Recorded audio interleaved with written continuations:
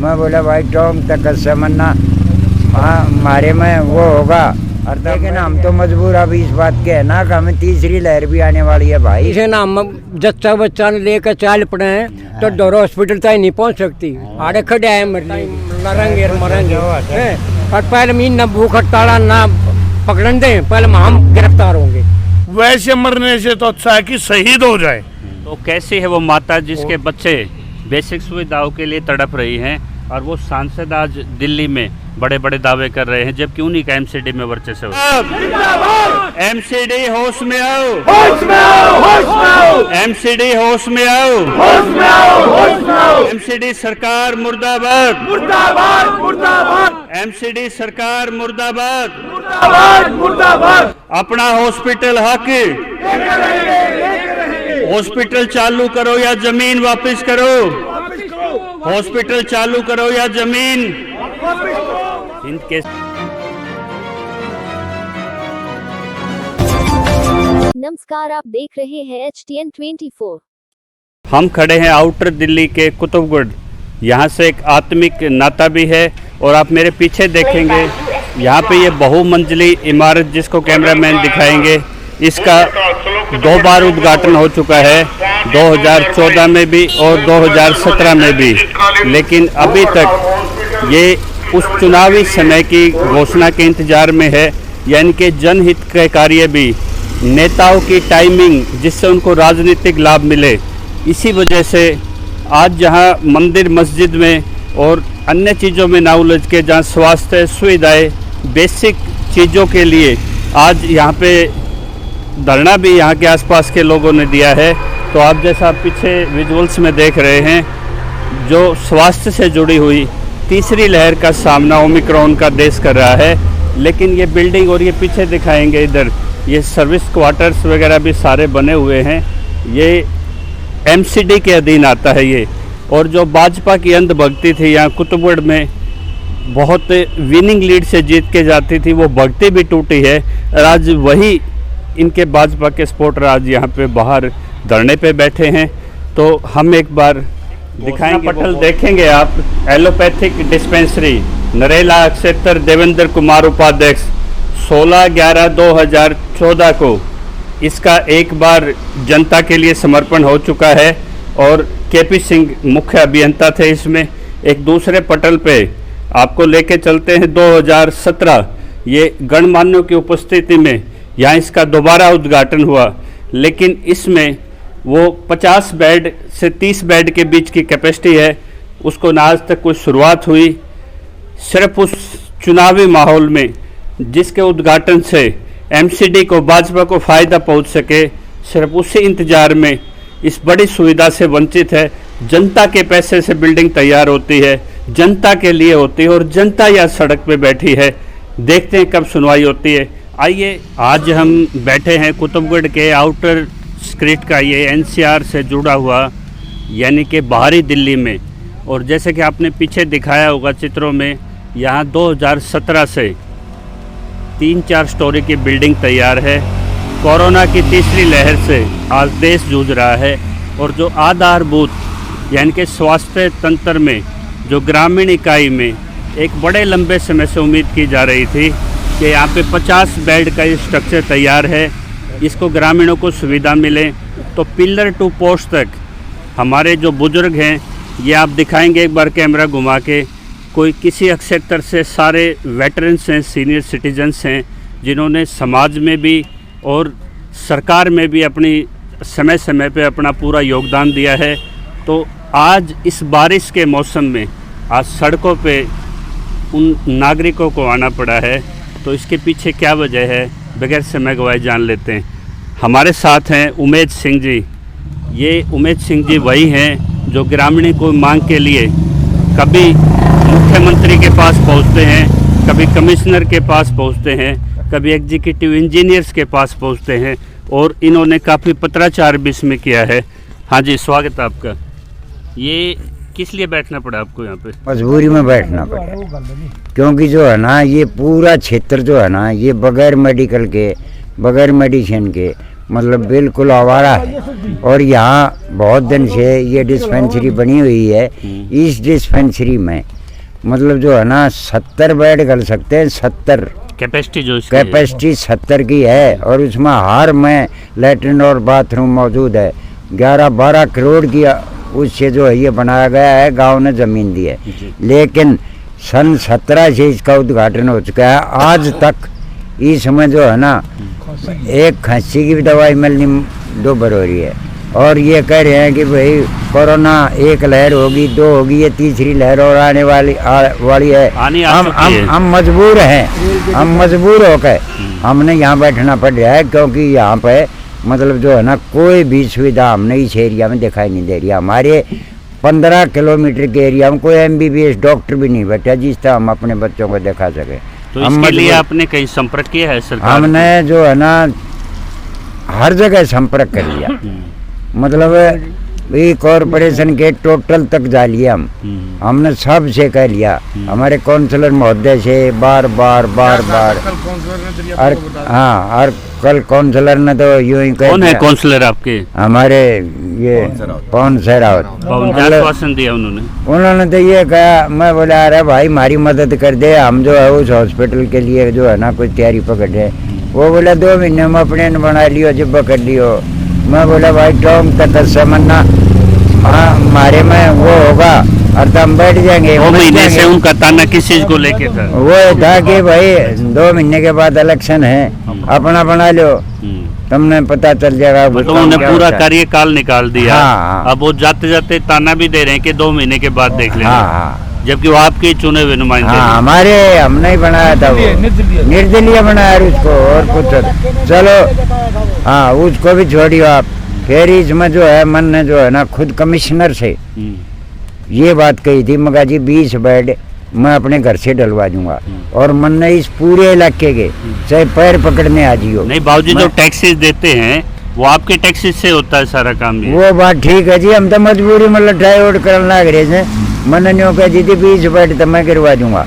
अरे इस पूरे इस गवांड के जो आसपास के जितने गांव हैं बेचारे, कितने आसपास गांव में ये सुविधाओं का लाभ मिलेगा? कितने गांव होंगे आसपास के जिसके इसके चालू होते लाभ मिलना शुरू? कम से कम 15 गाँव को इसका। ये 15 गाँव की एक आउटर स्क्रिप्ट में सुविधा देने का एकमात्र केंद्र है। और आपने एक बात कही है कि हमने जमीनें भी इसके लिए फ्री में दी हैं। हाँ। तो आपने जो ये कई एकड़ का ये आपका इसमें परिसर भी है। हाँ, 5 एकड़ का परिसर भी डॉक्टर्स के बने हुए हैं। 5 एकड़ का है। और ये मल्टी स्टोरी बिल्डिंग्स है, पार्किंग है, एवरीथिंग इज प्रॉपर। हाँ। तो ये जमीन आपने मुफ्त में दी हुई है? हाँ, मुफ्त में दी, गाँव की तरफ से मुफ्त में दी गई थी। ये डिस्पेंसरी 64 में ये चालू करी थी। उसके लिए ये जमीन ये गांव वालों ने बिल्कुल जो है ना प्रधान ने अपने साइन कर ये दी गई। ये फ्री में जमीन दी। लेकिन हम तो मजबूर अब इस बात के है ना कि हमें तीसरी लहर भी आने वाली है भाई। हम तो मरने जा रहे हैं। हम तो मजबूर होकर जो है ना हमें यहाँ बैठना पड़ रहा है ना, हमने कोई शौक नहीं। आप वो चिट्ठी दिखाइए एक बार, जो चिट्ठी आप कह रहे थे। आइए जी सुरजीत जी, ये CRA कॉलेज में केमिस्ट्री के हमारे गुरु भी होते थे, सामाजिक आंदोलनों में भी लगातार सक्रिय रहती है।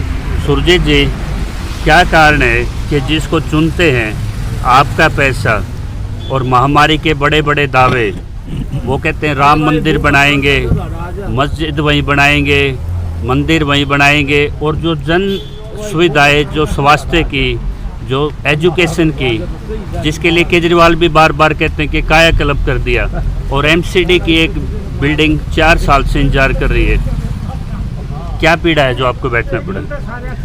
साहब, एक तो कोरोना टाइम, तीसरी लहर आ गई, सरकार रेलवे के डिब्बे हम तो वो बना दे है पर्दा ला के कोविड सेंटर, और आड़े यार कितनी बिल्डिंग इंफ्रास्ट्रक्चर है। हाँ, सब कुछ तैयार है, हर एक चीज़। यहाँ कुछ भी नहीं आता।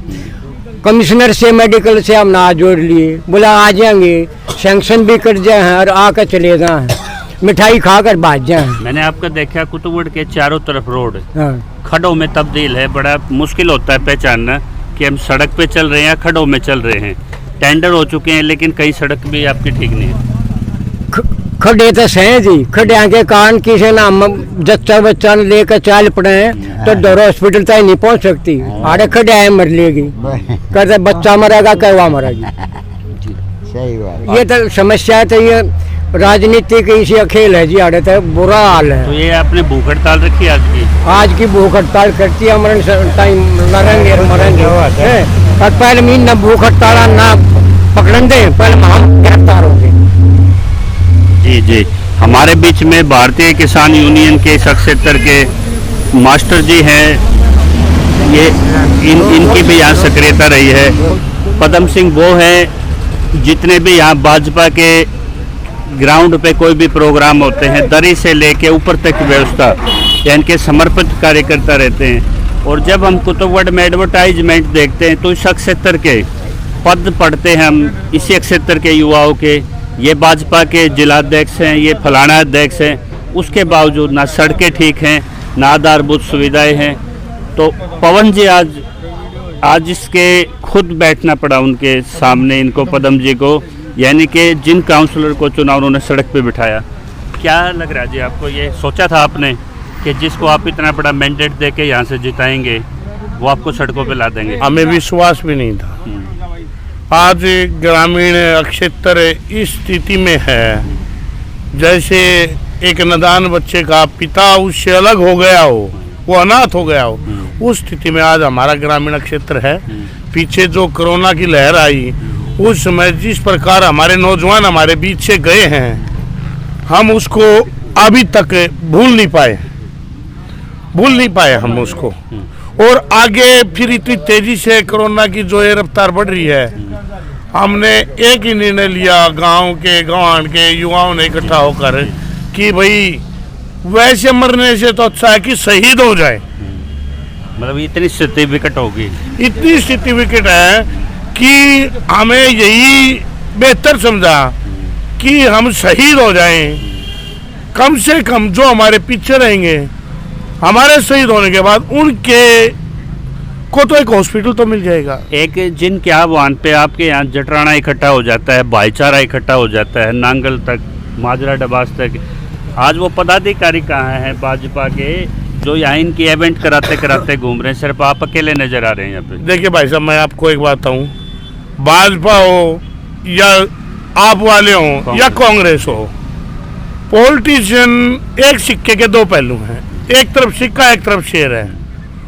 उन्होंने आजकल अपना राजनीति को एक व्यवसाय बना लिया, रात को पालक पलट, ना कि समाज सेवा। एमपी हमारे गांव के हैं, एक एमपी हमारे गांव की बिटिया बताती है, मीनाक्षी देखी, उन्होंने पीछे गांव गोद भी लिया था। जी जी, एक तालाब पे थोड़ा काम भी करवाया था। तो कैसी है वो माता जिसके बच्चे बेसिक सुविधाओं के लिए तड़प रही हैं और वो सांसद आज दिल्ली में बड़े बड़े दावे कर रहे हैं, जबकि उन्हीं का एमसीडी में वर्चस्व है। अब हम क्या बताएं उनके बारे में, सांसदों के बारे में, क्योंकि पढ़ने के बाद हमारे बीच में नहीं आता। जी, बच्चा रोता है, माँ उठा तो लेती है जिसको गोद में लेती है। जब बच्चे रो रहे हैं, माँ उठा, माँ की मजबूरी है, कौन उठाएगा? अब हमारी भी मजबूरी है कि हम अपनी मांगों को लेकर यहाँ बैठे हुए हैं, वरना यहाँ बैठ के कौन खुश है? इतनी सर्दी है, बारिश आ रही है, इसमें यहाँ बैठे हैं और हमारे सहयोगी हमारा जो है हौसला बुलंद कर रहे लोग, हमारा गवांड अड़ोस पड़ोस के गांव के आदमी। कोई अधिकारी आया है आपसे मिलने? अभी तक कोई अधिकारी नहीं आया। हमने 31 तारीख को अधिकारियों को पत्र द्वारा सूचित कर दिया था, इंटीमेट कर चुके हैं डीसी नरेला कॉर्पोरेशन एमसीडी, हमने उसको के वहाँ पत्र भेज दिया था, इन्फॉर्मेशन दे दी थी कि भाई या तो 24 आवर्स हमारी हॉस्पिटल को चालू करो, वरना हम जो है भूख हड़ताल पर बैठेंगे। फिर हमने जो है ये डीएम कंजावला, उसके वहाँ भी पत्र दे दिया था। हमारे पास उनकी सबकी डायरी नंबर लिया हुआ हमने कि भाई या तो हमारे इसको चालू करवाओ, आप एडमिनिस्ट्रेशन के मालिक हैं, आप इसको चालू कराओ, वरना हम अनिश्चितकालीन अनशन पर बैठने जा रहे हैं। फिर हमने ऐसे चौक कंजावला को भी पत्र लिख दिया था। आपने सारी प्रक्रियाएं पूरी की, प्रक्रिया पूरी, आपको सड़क पे आना पड़ा। लास्ट में मजबूरी में हमें यहाँ। मेरा नाम ईश्वर दत्त वत्स है। वत्स साहब, क्या लग रहा है आपको? कटेवड़ा तो बड़ा जागरूक रहा है अपनी बेसिक सुविधाओं के लिए। तो जागरूक है तो जब भी तो हम आए हैं ना। तो ये अगर सरकार बजट का रोना रोती है या एमसीडी कहती है कि बजट कम है, तो आप कैसे इस स्थिति का सामना करेंगे? कुछ नहीं जी, इनके पास सब कोई किसी चीज की कमी नहीं है। सिर्फ और सिर्फ देहात से कोई भी पार्टी है, सभी पार्टी देहात को कुछ समझती नहीं। देहात के साथ बड़ा खिलवाड़ हो रहा है, इन्होंने जो चीज रखी है। और हमारे साथ हैं यहाँ खत्री साहब, जो लगातार किसान यूनियनों में सक्रिय रहे, जिनके जिसको आंदोलन करना आता है, वो चेहरे लड़ाके भी यहाँ पे मौजूद हैं। हाँ जी, आपको नहीं लगता राजनीति में हर चीज़ का समय होता है? जब चुनाव होता है तो उद्घाटन होते हैं, नागरिक समर्पण होते हैं, तो ये किस चीज़ का इंतजार एमसीडी कर रही है, आपको क्या लग रहा है? पहली बात तो मैं आपको एक छोटी बात बताना चाहता हूँ। इलेक्शन के टाइम पर तो ये हमारे को सोचते हैं कि ये हमारे हैं, जी। और जब इलेक्शन चला जाता है उसके बाद में इस देहात को पूछने वाला कोई नहीं है, चाहे कोई भी सरकार हो। लेकिन देहात को वर्मा जी के टाइम के बाद में देहात को ऐसे कर दिया जैसे कि दूध में से मक्खी को निकाल कर भगा देते हैं ना, अब जैसे इनकी कोई जरूरत ही नहीं है, वो हो रहा है। अब हाँ, ये हॉस्पिटल बनकर तैयार था। मैं कह रहा हूँ करोड़ों की जमीन थी आपकी। हाँ, ये अरबों करोड़ों करोड़ों की जमीन थी, और इतने बढ़िया जगह पर जमीन है, मेन रोड है, साथ में शहर है, फिर सब गांवों का। और ये नहीं है ये दिल्ली का, ये हरियाणा के गांव भी जो नजदीक पड़ते हैं, ये भी यहाँ डिस्पेंसरी चलती थी, यहाँ से दवाई लेते थे। लेकिन अभी जब कोरोना का टाइम आया, उस टाइम पे इन गांवों में 27-28 आदमी 5-5 4-4 दिन में मरे हैं। क्यों? क्योंकि न तो वहां तक ले जाए, इतना ऑक्सीजन के उसमें मर जाते। आपकी सड़कें भी ऐसी हैं, किसी जच्चा बच्चा को ले जाए तो रास्ते में डिलीवरी हो जाएगी। यहाँ तो एक उदाहरण है, एक कुटुंबगढ़ का ही कुछ दिन पहले की बात है, एक लेडीज का बच्चा होना था, उसको लेके गए यहाँ जो कंधावले था नहर के ऊपर झटके के माँ वो बच्चा पैदा हुआ, बल्कि उस लड़की का नाम भी मारुति रख रखा है। ये एक सच्चाई है। तो जी हमारा तो ये, अच्छा अभी बात ये है, जब पानी हद से ऊपर उतर लेता है, हमारे जो देसी भाषा में बोलते हैं पानी हद से ऊपर उतर लेता है, जो हमने देख लिया भी वैसे भी मरना है, और तो कम से कम हम मर जाएंगे तो हमारे बच्चे हैं जो, उनके लिए तो कुछ सुविधा हो जाएगी। तो हमने अब ये सोचा करो या मरो का नारा लेकर हम यहाँ सड़क पर मजबूरी में बैठना पड़ा। बहुत से लोग सुन रहे हैं मीडिया के माध्यम से, आप आसपास के क्षेत्र के उन लोगों के लिए क्या अपील है, क्योंकि आपने तो आमरण अनशन शुरू कर दिया यहाँ पे, क्या अपील है उनके लिए? हमने सभी जो आसपास के गांव है, जैसे ज्यादा से ज्यादा यहाँ आओ, और अगर ये बात, हम अभी भूख हड़ताल पर बैठे हैं, लेकिन अगर नहीं सुनाई हुई तो हम अपना दूसरा कोई रास्ता भी अख्तियार कर सकते हैं। कुछ बुजुर्गों को कहते सुना है कि हमारी भैंसें यहाँ चरती थी, हाँ। अगर इस पे चालू नहीं हुआ तो हम अपनी भैंसें बांध देंगे। हम बांध देंगे, उसमें क्या है। इससे तो अच्छा ये है जो ये बागड़ के जो गाय आड़े आते हैं, हम उनको यहाँ किराए पे दे देंगे। ये भी हमारा काम, हम दे देंगे उनको किराए पे। मेरा जो मुकेश नैन गाँव जो ठोड़ से हूँ जी मैं। चलेगा नैन साहब आपका प्रोटेस्ट? ये जी हम तो चालू रखे जब तक हमारी डिमांडें पूरी नहीं होगी, जो प्रशासन तब तक नहीं मानेगा हमारे, हम बैठे रहेंगे। आपके जटकोट से भी आपके बड़े पदाधिकारी हैं, हाँ। तो क्या ये बिल्डिंग को टेक ओवर क्यों नहीं कर लेती सरकार इसको जल्दी बनाने के लिए? हम तो कोशिश कर रहे थे, नहीं कर रही। हम प्रशासन में सब चिट्ठी दे चुके हैं, सब सरकारों को, सभी प्रशासन बहुत काम कर चुके जी, पूरे गाँव मिलकर।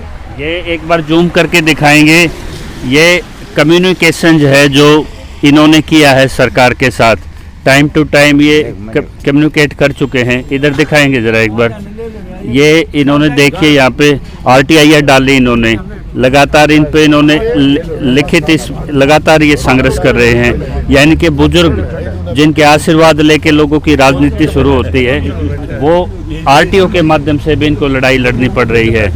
तो अंततः यही निकला इसका निष्कर्ष कि लोगों ने ठान लिया है। जिस तरह से ये जो फूल मालाएं देख रहे हैं, ये वो अनशनकारी हैं जो भूख हड़ताल पे हैं। यानी कि अपनी भाषा में कहते हैं कि जब खेत को ये बुआई करते हैं तो हैर्रो पूरी खोल दी इन्होंने, और आह्वान कर दिया है पूरे क्षेत्र में कि आप जुट जाइए। यहाँ पे पशु पखेरू भी आएंगे, यहाँ पे महिलाएं भी आएंगी। यदि कोरोना के इस पीरियड में आप नहीं चाहते कि यहाँ एक बड़ा जमघट हो, तो नागरिक आपसे कुछ नहीं मांगते, बिल्डिंग तैयार है, सारा इंफ्रास्ट्रक्चर है, ये चाहते हैं ये हेल्थ सेटअप, ये 50 बेड की ये डिस्पेंसरी, जल्दी से जल्दी एक हॉस्पिटल बन के लोगों को समर्पित हो, अन्यथा इनको कोई कड़े फैसले नज़दीक समय में लेने के लिए मजबूर होंगे।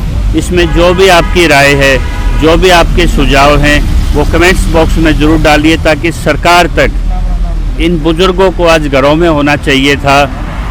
ये जिस तरह किसान आंदोलन में आपने 1 साल सड़कों पे थका हरा के बाद में माफ़ी मांगनी पड़ी, तो अच्छा है अभी से पहचान लें। इन्हीं के वोट से, इन्हीं के सहारे से आप राजनीति के सिरे पे पहुंचते हैं, यही धूल में मिला सकते हैं। तो आज सड़क पे आ गया है देहात दिल्ली का, इस पे आपका जो भी राय हो वो ज़रूर दें। ज़्यादा से ज़्यादा लाइक शेयर एंड सब्सक्राइब करें। जय किसान, जय भारत।